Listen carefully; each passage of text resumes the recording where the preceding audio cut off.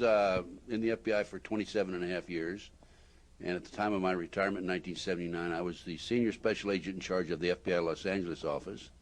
I had over 700 people under my command. We had, for jurisdiction, most of Southern California, over 14 million people within the area over which we had jurisdiction. And let's see, I was honored as the Outstanding Law Enforcement Officer of the Year in 1977 by the AFL-CIO Metal Trades Union in Los Angeles. I was asked by Attorney General Griffin Bell when I retired to coordinate security for the Pan American Games. I worked as a consultant for the '84 Olympics, and I was a consultant to the California Narcotic Authority when Governor Brown, Jerry Brown, was governor. Well, you certainly had a lot of experience, haven't you?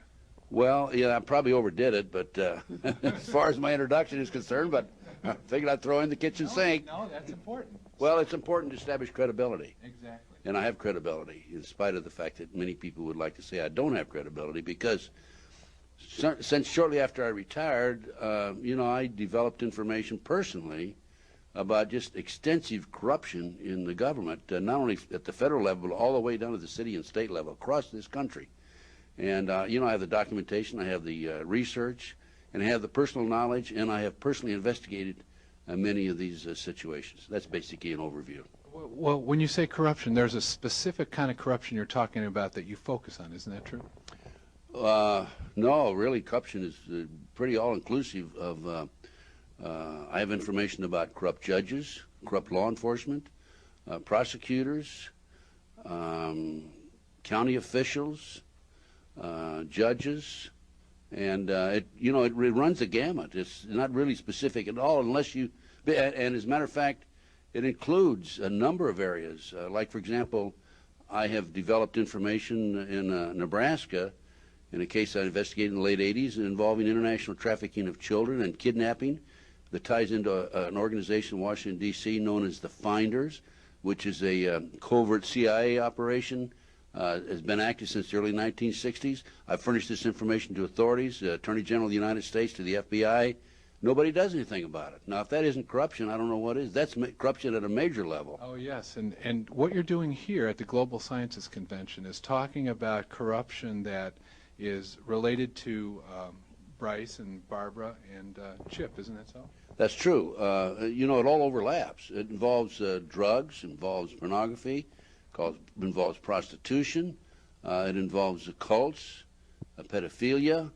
There's people, as Chip will tell you, the CIA's involved in bed with the mob, the mobsters, and the people in the White House that have been active in blackmailing people, individuals, and also at other levels, not only the White House. And it just basically runs the gamut. Well, is there some overarching or underpinning ideal or idea, some purpose behind this corruption, rather than just making a little money on the side or whatever? Isn't there? The bottom line is to take over the country and the world. For what, though? Power, greed. This goes back over 200 years, back to 1776, with the establishment of an organization known as the Illuminati. And if your listeners don't know what the Illuminati is, they need to run down to the library and look it up and do some research, because on May the 1st, 1776, a fellow named Adam Weishaupt, German, set forth 25 goals at the request of the Rothschild group that they needed to initiate in order to take over the world. We're talking about destroy the sovereignty of countries and destroy religions. And that's where it really started in modern day. And right today, believe it or not, and we have the documentation for this, we are probably 90%, their goals have probably been filled at the great rate of about 90%. And what's happening now? Well, we have, for example, executive orders by the president. Executive orders were established initially for the president to give orders to departmental heads. The presidents of the United States have actually set up executive orders with unlimited power, bypassing the Constitution, and and there's executive orders in place today that can take over all banking, take over all forms of transportation, take over the harbors, take over air transportation, take over industry, take private property away from us, and the list goes on and on and on. And also there's an executive order in place that the president can declare martial law in the event of a national emergency in which case we have a dictatorship. I'm not sure we don't have a dictatorship today. It's probably a socialist government, totalitarian government. And aren't we close to some kind of national emergency right now? Well, there's a possibility of biological warfare, and we just had a scare out of Las Vegas, Nevada, anthrax scare, and yes, I think there's a good possibility that could come down. Now, a fellow named Larry Wayne Harris, who was apprehended by the FBI in Nevada recently, in fact, it was on February the 18th of this year, they thought he had some anthrax in his possession. It wasn't. It was some not antibiotics, but anti-serum vaccine. Vaccine. And fortunately, that was true. But at least one good thing came out of that. It alerted the American people as to what the problems were and the possibilities of what could happen to us. Okay, now your seminar here tonight. I want to go on to a couple of the other guests here. You summarized what you were doing here tonight, and you had a 3-hour seminar. And our show is kind of short, so I'm going to move on and get another piece of the puzzle here. Brice, what about you? How about you introduce yourself? Yes, my name is Brice Taylor, and I'm an intergenerational satanic ritual abuse survivor and government mind control survivor.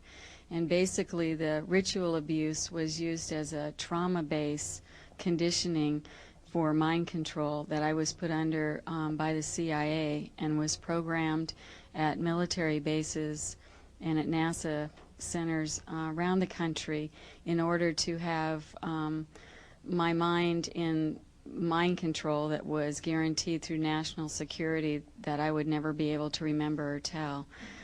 However, due to an accident that I had, I was able to start having flashbacks, and I started remembering being prostituted and used in pornography from the time I was very young, used in child pornography, and then as I grew older, I was used by different presidents and governors, and I was flown in helicopters to different areas in Hollywood to be used by some of the people, the actors in Hollywood, as well as being used by different, like I was saying, different politicians. But Henry Kissinger was involved with creating a lot of my high-level programming, where he was able to use the technology that they had gleaned in all the research that was done to create in my mind what he called government mind files, where I was programmed to have a perfect photographic memory, and I was used to, as a human tape recorder of sorts, to pass messages between the officials and the global elitists that are planning to bring in the New World Order. And that was the point I was thinking of. It. All of that you were used for on the service of this New World Order. Is that right? Yes, I was. And actually, Bob Hope was my owner and owned also my daughter. And through that, we were used as like intelligence operatives to be sent in with specific instructions that we were programmed to target different individuals that they wanted to be able to enlist to work also for the New World Order. And how did you get to be owned? Were you bought, or did Bob Hope buy you? Or? Well, there were shows where they have like slave auctions where people are actually purchased, and the way I understood it was that, I mean, my parents and myself never received any money, and they just, actually the CIA kind of came in, I believe, and took over a lot of people that had been satanically, ritualistically abused, knowing that that type of abuse creates multiple personality disorder, and that this population could be used as a non-paid slave labor force without their own knowledge or awareness. And how rampant would you say this is? Well, I think that if you would look into a lot of the history of people that have spoken out in the past all over the country, and how this has been all covered up, I think it's very rampant. And I think that there's people that have been programmed and used that are coming out now and speaking out. And when I speak at mental health conferences where I help psychiatrists and mental health professionals help deprogram and their clients.